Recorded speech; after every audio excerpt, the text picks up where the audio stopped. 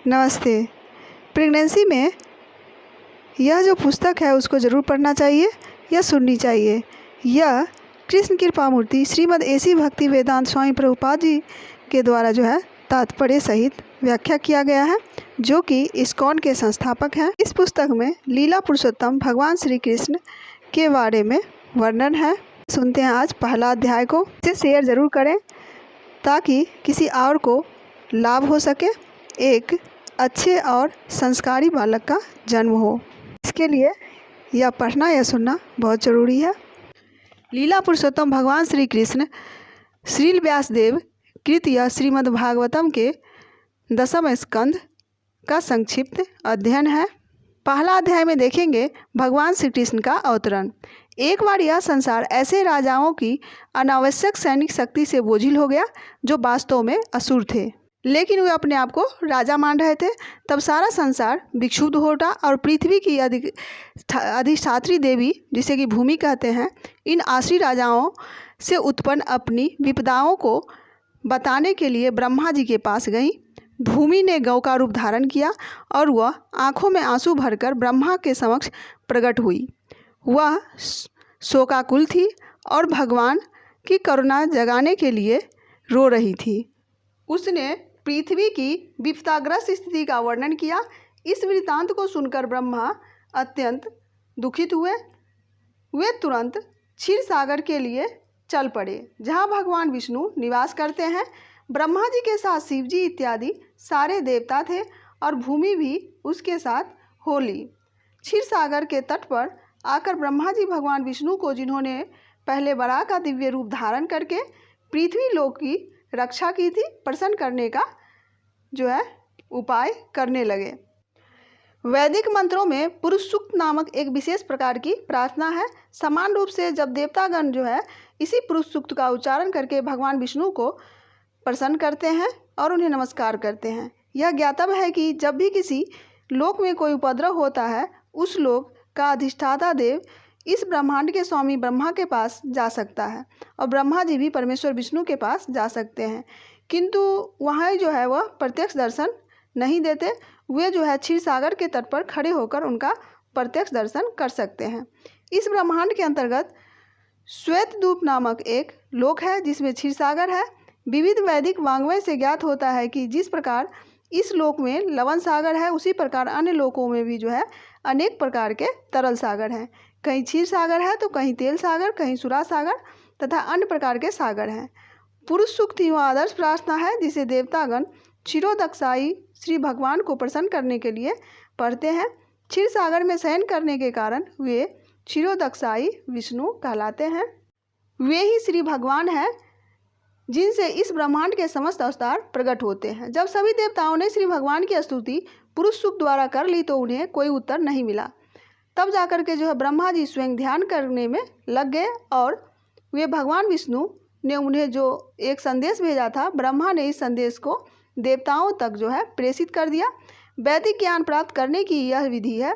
यह वैदिक ज्ञान सर्वप्रथम श्री भगवान से ब्रह्मा के हृदय के माध्यम से ही प्राप्त होता है, जैसा कि श्रीमद् भागवत के प्रारंभ में कहा गया है। वेदों का दिव्य ज्ञान हृदय के द्वारा ब्रह्मा तक प्रेषित हुआ, उसी प्रकार यहाँ भी केवल ब्रह्मा ही भगवान विष्णु द्वारा प्रेषित संदेश को समझ पाए और उन्होंने तुरंत कार्रवाई के लिए देवताओं को प्रसारित कर दिया। यह संदेश इस प्रकार था: भगवान शीघ्र ही अपनी परम शक्तियों सहित पृथ्वी पर प्रकट होंगे और जब तक वे पृथ्वी लोक में असुरों के संहार तथा भक्तों के संस्थापन का उद्देश्य पूर्ण करने के लिए रहेंगे, तब तक देवताओं को भी उनकी सहायता के लिए वहीं रहना होगा। उन्हें तुरंत उस यदुवंश में जन्म ग्रहण करना होगा जिसमें यथासंभव भगवान भी प्रकट होंगे। भगवान श्री कृष्ण स्वयं वसुदेव के पुत्र के रूप में प्रकट होंगे। उनके प्रकट होने के पूर्व सारे देवताओं को अपनी अपनी पत्नियों सहित संसार भर के विभिन्न पवित्र परिवारों में भगवान को उनके कार्य में सहायता पहुंचाने के लिए प्रकट होना चाहिए। देवताओं को चाहिए कि भगवान को प्रसन्न करने के लिए इस पृथ्वी पर प्रकट हो। दूसरे शब्दों में, कोई भी जीव जो भगवान को प्रसन्न करने के लिए जीवित रहता है वह देवता है। देवताओं को यह जानकारी भी दी गई।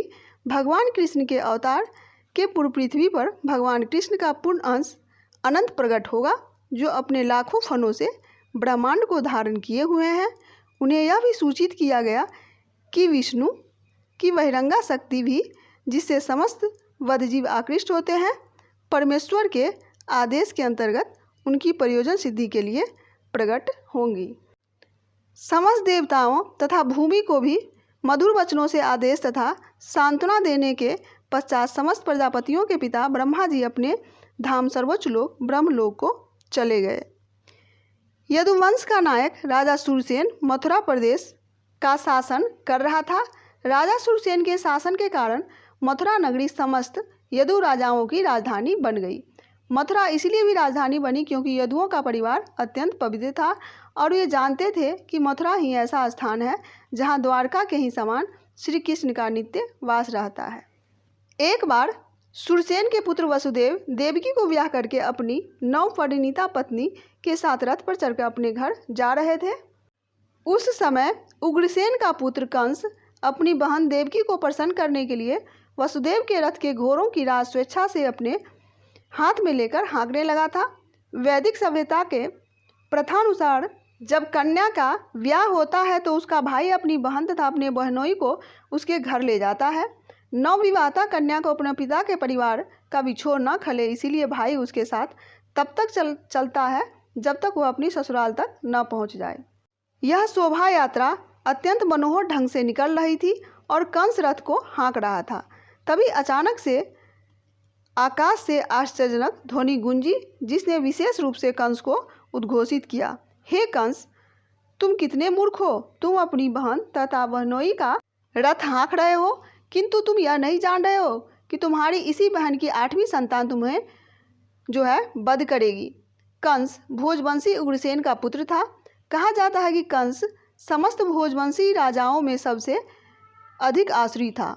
आकाशवाणी सुनते ही उसने देवकी के केस पकड़ लिए और उसे अपनी तलवार से मारना चाहा। वसुदेव को कंस के इस दुर्व्यवहार पर आश्चर्य हुआ, अतः वह अपने इस क्रूर निर्लज सालेज को शांत करने के उद्देश्य से अत्यंत तर्क तथा प्रमाण सहित उनसे प्रार्थना करने लगे। हे प्रिय साले कंस, तू भोज वंश के सर्वाधिक प्रसिद्ध राजा हो और लोग तुम्हें जो है महानतम योद्धा तथा पराक्रमी के रूप में जानते हैं। आखिर तुम इतने क्रूर क्यों हो गए हो? अपनी बहन को उसके विवाह के शुभ अवसर पर मारने के लिए उद्यत हो गए हो। वसुदेव ने कंस से प्रार्थना की कि वह अपनी नवविवाहिता बहन से द्वेष न करे। किसी को दूसरे से द्वेष नहीं करना चाहिए, क्योंकि द्वेष ही इस लोक में तथा परलोक में जब वह यमराज यानी कि मृत्यु को प्राप्त होता है तो वह उसका जो है भय का कारण बनता है। वसुदेव ने देवकी की ओर से कंस से अनुनय विनय की कि उसकी छोटी बहन है। उन्होंने विवाह का शुभ घड़ी का स्मरण कराकर भी अनुरोध किया। छोटी बहन या भाई की रक्षा अपनी संतान की तरह की जानी चाहिए। वसुदेव ने तर्क किया, कुल मिलाकर स्थिति अत्यंत गंभीर है कि यदि तुम उसे मारते हो तो इससे तुम्हारा यश की हानि होगी।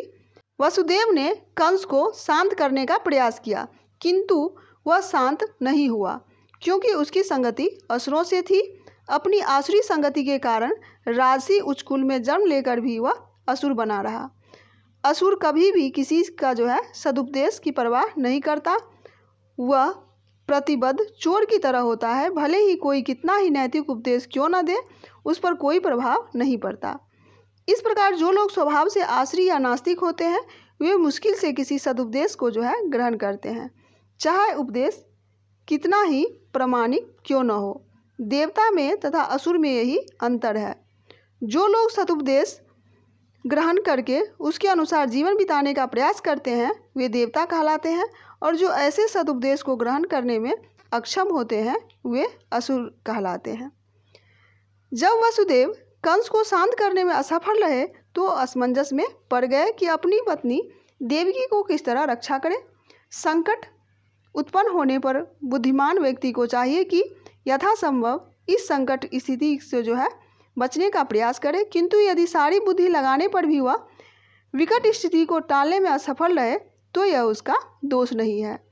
मनुष्य को चाहिए कि जहाँ तक हो सके अपना कर्तव्य निभाए, किंतु यदि उसका प्रयास विफल रहे तो इसमें उसका दोष नहीं है। वसुदेव अपनी पत्नी के विषय में इस तरह सोचने लगे, इस समय तो मैं देवकी के प्राणों की रक्षा करूंगा, इसके बाद यदि हमारे संतानें हुई तो उन्हें बचाने का उपाय सोचूंगा। उन्होंने आगे सोचा, यदि भविष्य में मेरी कोई संतान होती है जो कंस को मार सके जैसा कि कंस सोचता है, तो देवकी तथा वह संतान दोनों ही बच जाएंगे, क्योंकि विधि का विधान अचिंत्य है। किंतु इस समय तो किसी तरह मुझे देवकी के प्राणों की जो है रक्षा करनी ही है। अपनी पत्नी की रक्षा का उपाय सोचकर वसुदेव अत्यंत पापी कंस से ससम्मान बोले। कभी कभी ऐसा होता है कि वसुदेव जैसे पुरुष को कंस जैसे परम पापी व्यक्ति की चाटुकारिता करनी पड़ती है। कूटनीतिक व्यापार ऐसे ही चलता है।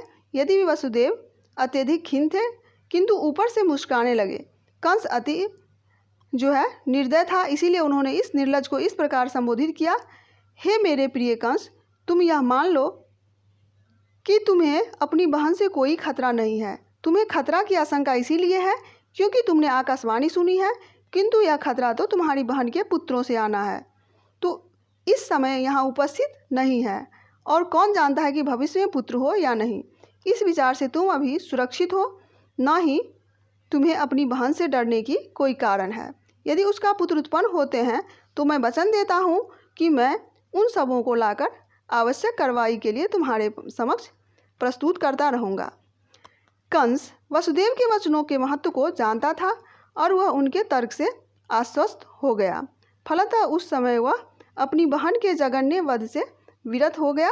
इस प्रकार वसुदेव प्रसन्न हुए और उन्होंने कंस के निर्णय की प्रशंसा की तथा अपने घर जो है लौट आए। इसके बाद जो है देवकी के प्रतिवर्ष एक संतान हुई। समय आने पर वसुदेव तथा देवकी ने 8 पुत्रों तथा 1 कन्या को जन्म दिया। जब पहला पुत्र उत्पन्न हुआ तो वसुदेव अपने वचन के अनुसार उसे कंस के पास तुरंत ले आए। कहा जाता है कि वसुदेव अपने वचन के लिए अत्यंत विख्यात थे और वे अपना यश बनाए रखना चाहते थे। यद्यपि नवजात पुत्र को कंस के हाथों में सौंपना वसुदेव के लिए अत्यंत कष्टप्रद था, किंतु इससे कंस अत्यंत प्रसन्न हुआ। वह वसुदेव के आचरण से कुछ दयार्द हो उठा। यह अत्यंत आदर्श घटना है। वसुदेव जैसे महात्मा के लिए अपना कर्तव्य पालन करते हुए कुछ भी कष्ट नहीं होता। वसुदेव जैसा विद्वान पुरुष बिना हिचक के अपना कर्तव्य पालन करता है, जबकि कंस जैसा असुर कोई भी घृणित कर्म करने में कभी हिचकता नहीं। इसीलिए कहा गया है कि साधु पुरुष सभी प्रकार का कष्टमय जीवन सहन कर सकता है। विद्वान पुरुष अनुकूल परिस्थितियों की प्रतीक्षा किए बिना अपना कार्य कर सकता है। कंस जैसा नृसिंह व्यक्ति कोई भी पाप कर सकता है और एक भक्त भगवान को प्रसन्न करने के लिए सब कुछ न्यौछावर कर सकता है। जब वसुदेव अपने प्रथम पुत्र को लेकर घर लौट रहे थे तो यद्यपि वे कंस के व्यवहार से प्रसन्न थे, तथापि उन्हें उस पर विश्वास नहीं हो रहा था, क्योंकि वे जानते थे कि कंस किसी के बस में नहीं है। एक नास्तिक पुरुष कभी भी अपनी वचन का पक्का नहीं हो सकता। जो व्यक्ति अपनी इंद्रियों को बस में नहीं रख सकता, वह अपने संकल्प में किस प्रकार दृढ़ हो सकता है। उसी समय कंस के पास महर्षि नारद आए। उनको जानकारी मिली कि कंस ने वसुदेव पर दयाद्र होकर पहले नवजात शिशु को लौटा दिया है। नारद अत्यधिक उत्सुक थे कि जितनी जल्दी हो सके भगवान कृष्ण अवतार ले। अतः उन्होंने कंस को सूचित किया कि एक और वृंदावन में नंद महाराज जैसे महापुरुष तथा ग्वाल एवं ग्वालों की पत्नियां और दूसरी ओर वसुदेव, उनके पिता सूरसेन तथा यदुवंशी वृष्णि कुल में उत्पन्न उनके सारे संबंधी तथा उनके मित्र जो है एवं शुभचिंतक जो भी हैं, वो सारे वास्तव में देवता हैं। नारद ने कंस को आगाह किया कि वह उन सब से सावधान रहे, क्योंकि कंस तथा उनके सारे मित्र एवं सलाह देने वाले सभी असुर थे। असुरगण सदैव देवताओं से भयभीत रहते हैं। इस प्रकार नारद से विभिन्न परिवारों में देवताओं को प्रकट होने की जानकारी प्राप्त करके कंस तुरंत चौकन्ना हो गया।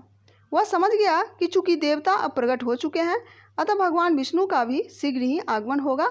उसने तुरंत अपने बहनोई वसुदेव तथा बहन देवकी को बंदी बना लिया और उन्हें कारागार में जो है डाल दिया। वसुदेव तथा देवकी लोहे की सांकलें पहने कारागार में प्रतिवर्ष एक पुत्र को जन्म देते रहे और कंस प्रत्येक बालक को विष्णु का अवतार समझकर एक एक करके मारता रहा। वह 8वें पुत्र से विशेष रूप से भयभीत था, किंतु नारद के आने के पश्चात वह इस निष्कर्ष पर पहुंचा कि कोई भी बालक कृष्ण हो सकता है। अतः वसुदेव तथा देवकी से उत्पन्न सभी संतानों को जो है मारना ही श्रेष्ठकर होगा। कंस के इस व्यवहार को समझ पाना बहुत कठिन है।